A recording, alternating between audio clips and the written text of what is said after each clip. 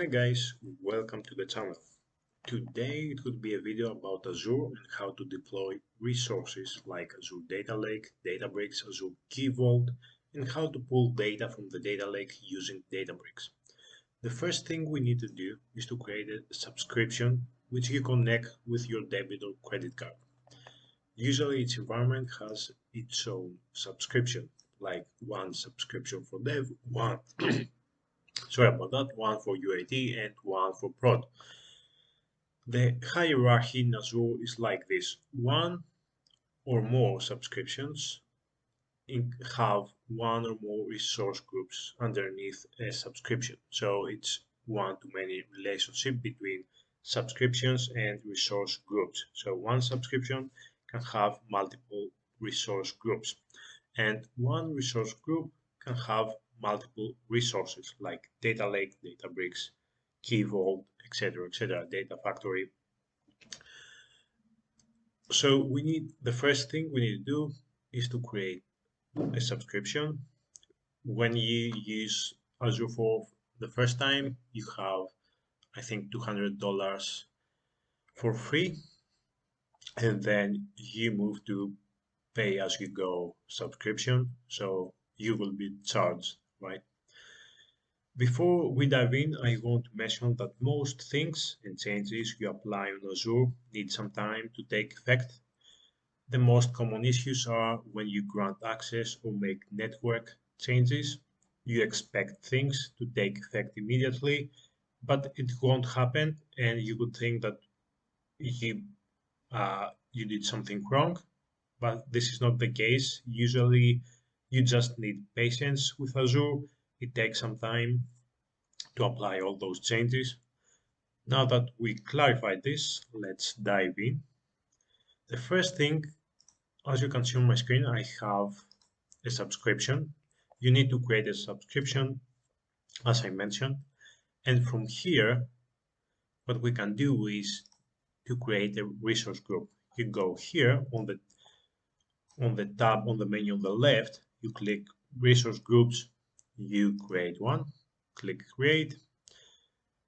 You have to connect it with an Azure subscription. In this case, I have only one. Then you have to name your resource group. Let's say test example, region South UK. Where is that? Uh, Europe, UK South. Next, you can provide tags for your resource groups. I don't care about that.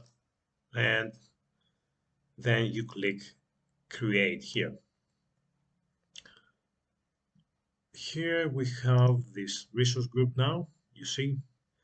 And now what we have to do is to create the resources. In our example, in this video, we are going to create a data lake, a Databricks environment, and a Key Vault environment.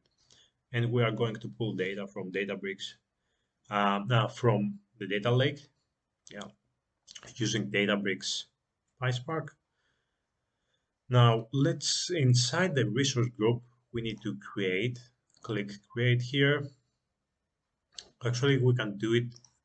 You can go back home and you can search for storage accounts here, storage account, and you click here, storage account.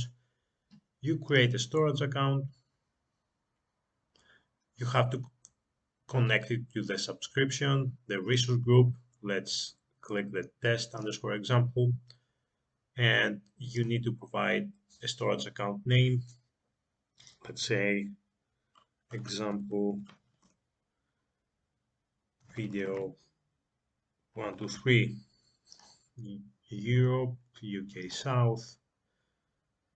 Okay, standard performance, standard redundancy. Just let the default parameters here, configuration, I mean. Next, now here is, you have to check all the configuration here and, make sure that this is what you want. In our case, we keep the default choices configuration. But there is one thing. You see, now we have to click here, enable hierarchical namespace. If we don't do that, we are going to create a blob storage. So not a data lake. The difference between blob storage is that blob storage does not have any hierarchy, but the data lake has. So let me quote the documentation about that. Azure Blob Storage is a flat namespace storage where the users are able to create virtual directories, while Azure Data Lake Storage Gen 2 has the hierarchical namespace functionality. So we need to enable the hierarchical namespace in order to create the data lake and not blob storage. Next, we have access tier, hot, okay, yeah, for frequently access data and day-to-day usage scenario, you have to click the hot access tier. Then moving on to the networking, enable public access from all networks. Now, if you work in a company, apparently you need to select the second option from selected virtual networks, etc., etc. Probably you would have your company would have a virtual, private virtual network. Microsoft network routing, okay. We leave all those as they are. Enable soft delete for blobs after 7 days, etc., etc. And encryption, that's fine. Moving on to tags, we don't want tags, review, and it is running all the validations here. And then we click create. It will take a bit of time, so I will come back when it's done. Okay, our data lake is ready. We click go to resource, and here is our storage account, the data lake we want. Let's create, you click here, underneath data storage on the left, you click containers, and then we create a container. Let's call it test. That's fine, right? Advanced, okay. We just click create. We don't need to click anything else here in this case. And here we have created a container, right? It doesn't have anything right now. So for our data, I have some Parquet files in my local environment. We are going to upload those data. This data from our local environment, these Parquet files. Now the problem is when you upload, you click the upload button, you click here, and then let's say you have this folder with all the data products. Underneath products, we have all these Parquet files, right? But we cannot upload the whole folder as it is. You can only upload items, not directories, which is kind of annoying, to be honest. But let's see here. There is this add directory option. So we are going to create a directory named products. We save here and we go inside this directory. It's empty. We click the upload button and we select all these files here. We click open and we click upload. Now it will take some time. It's not very fast, and this is very annoying because when you want to upload manually, data, it takes time, and you would expect something more with the cloud environment and all this, all this fancy stuff. But no, it takes time. It's very slow actually. And then we can create another directory for Let me check. I have data for sellers and sales. So let's go back and create another directory. You see now I cannot even navigate. That's not very performant. I will create the directories, upload the data, and I will come back to you again.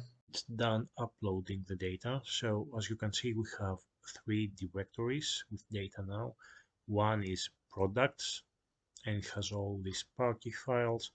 One is sales and it has those parquet files, and one for sellers, right? So now we have uploaded the data in the data lake. The next thing we need to do is to create a service principal in Azure Active Directory. So you type Azure Active Directory here on the search bar. You go here, you click on App Registrations, and as you can see, I have already created a service principal, but let me do that again. So first, let me delete that and the old one. Let's refresh and let's create a new service principal. So we have to click here on new registration and give it a name, service principal. Only single tenant here and register. And this will create an Azure service principal. I'm going to quote the documentation about Azure Active Directory. Azure Active Directory is a cloud-based identity and access management service. One of its uses is to grant access to external resources like Databricks and data lake, etc., etc. We need to create an identity known as service principal, and we assign roles to this service principal, which determine the level of access to the resources. In other words, we create a service principal. I think of it like an account, a user, and we assign roles to this user, and those roles determine the level of access we have to resources. You can check the access here, view my access, and you can see I'm the owner here because I created, the Azure subscription. I'm the owner. But if we type, what was the name of the service principal? That was service. Let me check the name of the service principal. Let's go back to, because I forgot it already, Azure Active Directory, app registrations, service principal. Okay, and let's go back to Key Vault. Here, access control, check access, user group or service principal. You search, and you see this service principal does not have any kind of role here. It doesn't have access. So add, let me provide access to this service principal. We can do that by clicking the add button here, add role assignment, and let's give it a role as contributor. It could do pretty much anything except of granting access itself to other users or other managed identities or other identities. You click next, then you click members, you search for the service principal, you click select and review and assign, and that's it. So as you can see, it was added. This role, the contributor role, was added to the service principal. We search again for this one, and you can see now it has the role contributor, and it has access to the resource, to the Key Vault resource. What is the next step now? The next step is to create Azure Databricks, an Azure Databricks environment. We search for Azure Databricks here. We click Create Azure Databricks Service, Resource Group, Test Example, Workspace Name, Test Example, again the same, on the UK South, Standard, Pricing Tier, Networking. No, that's fine for now. Advanced tags, no, we don't need tags. And we click Create. In the meantime, now it's going to be deployed in about a couple of minutes, but in the meantime I'm going to say about a couple of things about Databricks. Databricks is the most useful resource on Azure and probably in other cloud providers like AWS or Google Cloud. I'm not sure that you can use Databricks on Google Cloud. I have only used Databricks on Azure, but on Azure it's the most useful resource. It's like a one-stop shop. You can do pretty much everything there. You can write R, you can write Python, you can write R, you can write SQL. It gives you those options, uh, and you can write Scala as well. I'm not sure, sorry, I meant I'm not sure that you can write in R, Scala, Python, SQL, yes. I'm not sure about R, I have to check again. But the thing is that you can code, right? Because if you use Data Factory, you cannot really code as much. You can use the user interface, this uh, all these cool graphic uh, elements to build a data pipeline. But Azure Databricks essentially is the most useful tool on Azure, and I'm pretty sure most companies is the main tool because as I mentioned, it's ideal for data engineers. They can write Python, they can write SQL. You can also schedule jobs and provide graphs instead of using Power BI. Yeah, of course, you can schedule jobs. Usually, what happens is you use Data Factory to orchestrate the data pipeline. So, at least when I worked in my last company, what we did was to create notebooks, Jupyter notebooks with code, and the Data Factory was calling those notebooks. So it was kind like the orchestration tool. Data Factory was the orchestration tool, and it executed Databricks notebooks. So that was the use of Data Factory, and not it wasn't.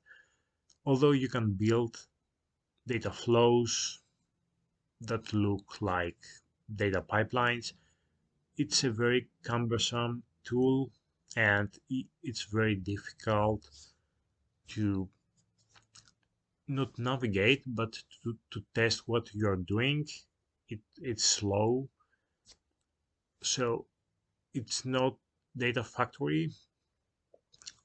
It's not as popular as Databricks because actually you have to use it to understand. But anyway, now our resource has been created. Let's click here, go to resource, launch workspace. Okay, this is Databricks environment. Click finish here, and what the first thing we need to do is to create a cluster. And you click here, compute, create, compute, and you create a Spark cluster. You select the version here, single user, okay, single node, we don't need to use multi-node in this case, terminate after 120 minutes of inactivity. This is actually a very cool feature, so if you don't use your notebooks, the cluster is going to terminate after a couple of hours, which is great because it's not going to charge you. Otherwise, you will get charged, right? And advanced options, okay, that's fine for now. Create cluster. And it's going to create a Spark cluster. Now, then we are going to create a Jupyter notebook and write some code to get the data from the data lake. But before we run the Jupyter notebook, we need to assign it to a cluster, right? So let me create a new notebook here. Click new notebook. Test. Default language Python. Okay. And okay. And here is a Jupyter notebook. If you haven't used it, it's pretty cool actually. I like it as an editor to write code and stuff. I prefer VS Code if I'm being honest, but Jupyter notebooks are pretty good as well, in my opinion at least. Let me paste some code here and I will explain to you what is going to happen now. Although we are still waiting for the cluster to be created and start, but in the meantime, I'm going to show you how we can get data from the data lake.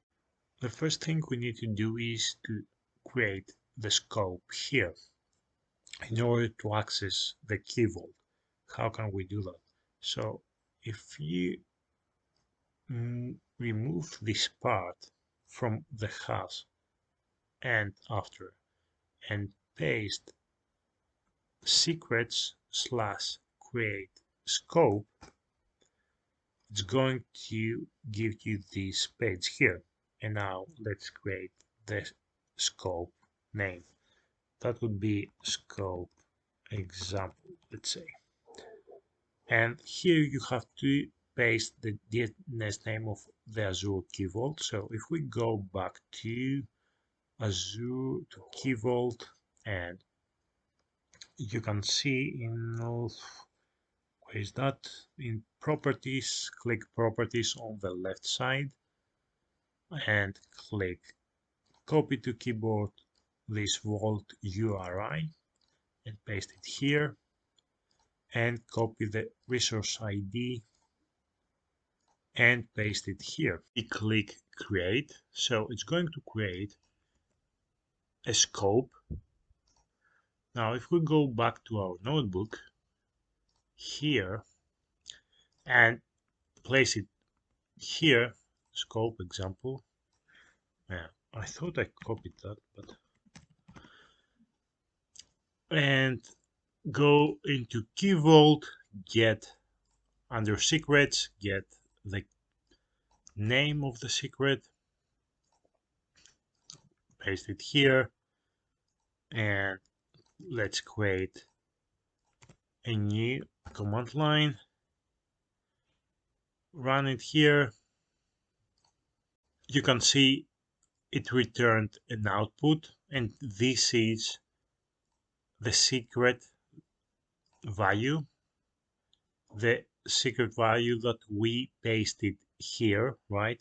So this is the secret that we created for the service principal and that we saved on the key vault. It's hidden, so you have to click show secret value in order to see it. And this secret value, so from Databricks, we created a scope, so we have access to Azure Key Vault now.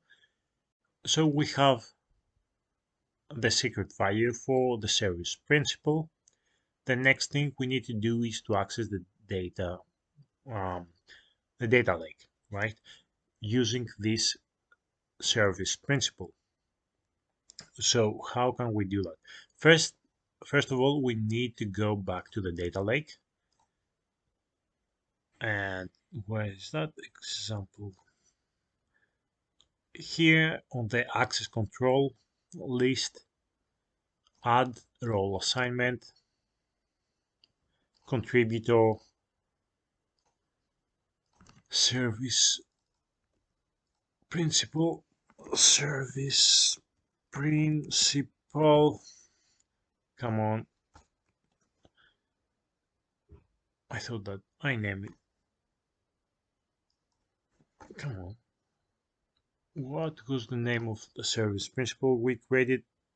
Man, this is very annoying. My memory is not the best, as you can see. I have to go back here, copy the name, go back to the data lake, and grant access to the service principal. So the service principal would have access to the resource, the data lake resource, and to all the directories, so all the data we have within the data lake. So now that we provided access to the service principal, to the storage account, to the data lake, back to Databricks. Here, as you can see, this we have to configure Spark in order to access the data lake using service principal. Using service principal is not the only way to access the data lake from Databricks, but usually it's the most popular way, I would say, in a professional environment. And you can configure Spark here using this set commands. And if you type that, if you Google that, you will find those commands on the Databricks documentation, right? Let me remove this part here because actually it's redundant and we have we don't need this as well, but we need the configs here that we provide this like a dictionary and we provide all those parameters. We configure Spark this way, let's say auth type, auth provider type, all this thing here that it can be found on Azure Databricks documentation. It's nothing, it's not something I came up with.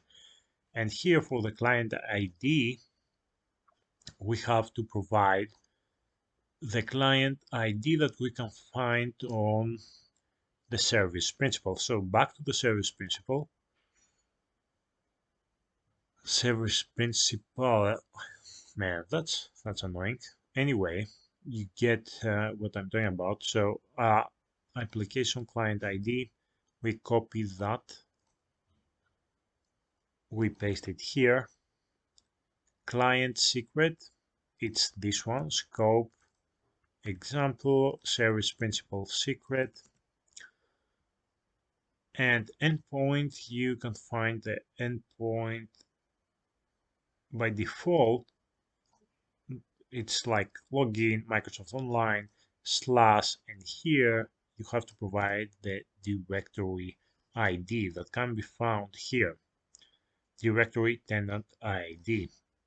/auth2/token, and we we are going to mount this to create a mount point, so you don't have to type the whole data lake path. If we mount the data lake, we don't have to specify the whole data lake path every time that we get data from the data lake. So now, let's say if we query the data from the data lake, we need to specify the container. So the container in our case is, where's our container? It's test, right? And then you have to provide the storage account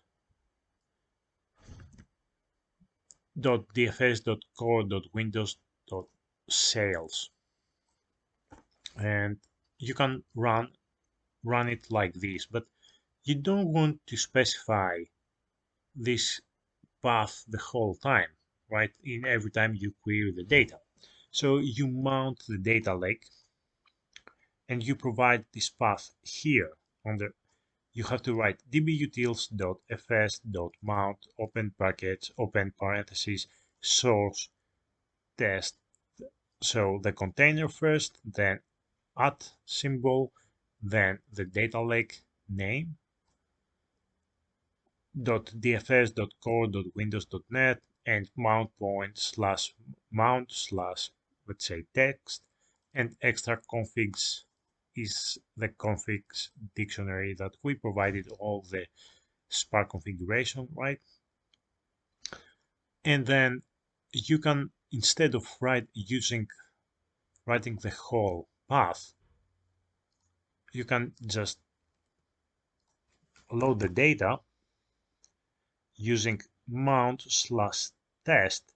So mount slash test would be here, this level, the first level test. And so mount slash test, and you would see all these directories here. So if we want sales, let's say, right? And if we comment this out and print the data frame, we should be able actually to read it. Sorry about that. We should be able to read the data from sales. It's running. It will take a bit of time.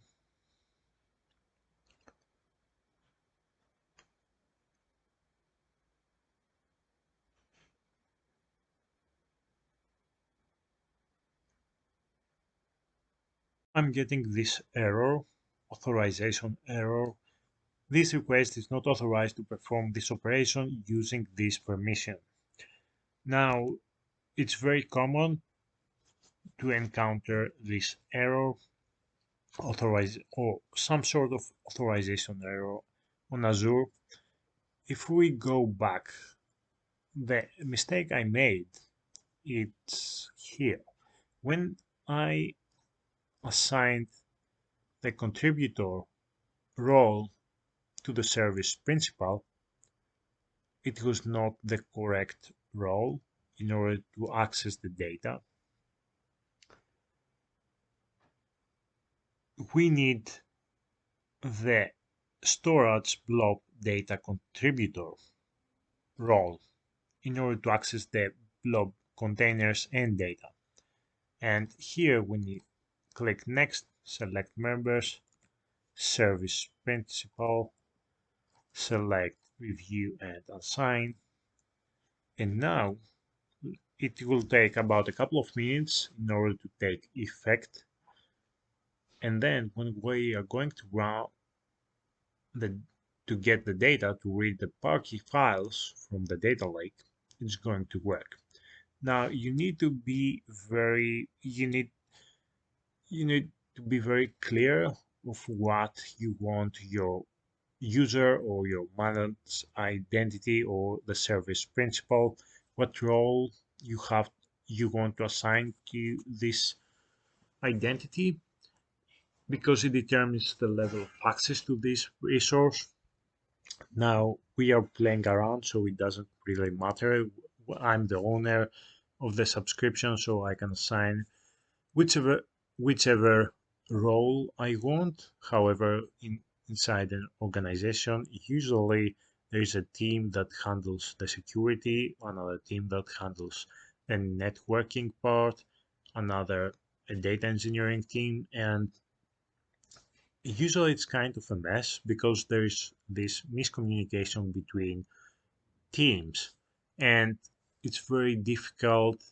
It's a struggle to actually work because you have to contact the security team to assign you the correct role, because they didn't assign you the correct role, you don't have access, and then the network team didn't do its job right, and things happen like that, and it's a struggle to work.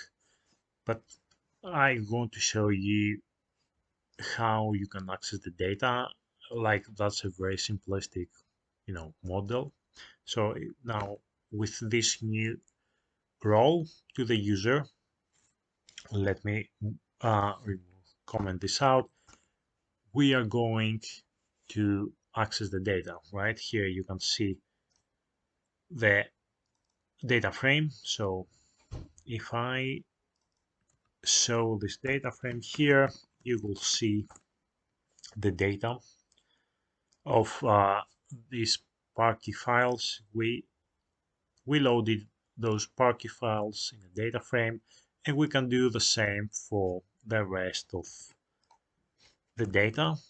So products, and we have data frame products, data frame show, and then the same for sellers here, sellers, and here and here, and run this again, and you will see 3 data frames that we loaded from the data lake. I hope you enjoyed the video. If you like the video, click the like button and subscribe to the channel, and I will see you in the next one.